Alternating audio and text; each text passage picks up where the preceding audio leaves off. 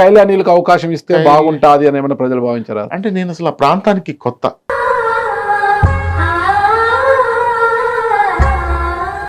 ఆ palmar centre లో దిగితే ఏ రోడ్ నుంచి ఏ ఊరు వెళ్ళాలో కూడా నాకు తెలియదు.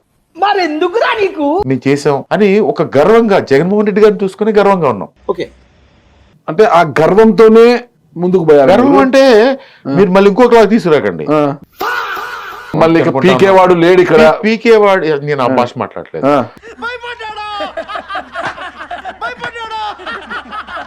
చట్టంలో లేని వాళ్ళు చేస్తారు. గుర్తించండి.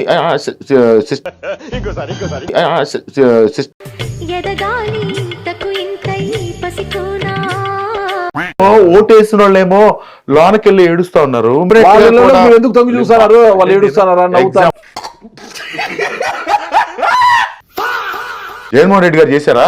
జగన్మోహన్ రెడ్డి గారు అడ చేశారో కళ్యాణీలు ఎట్లా చేశారు? మేము అలాగే చేసాం.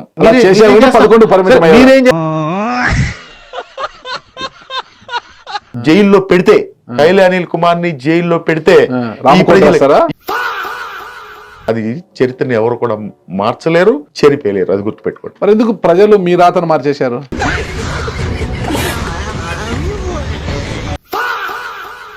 అప్పులు చేస్తున్నారన్నారు. వీళ్ళు ఈ సంవత్సరం ఎంత అప్పులు చేశారండి? మీరు చేసిన అప్పులకు వడ్డీలు కట్టాలి కదా.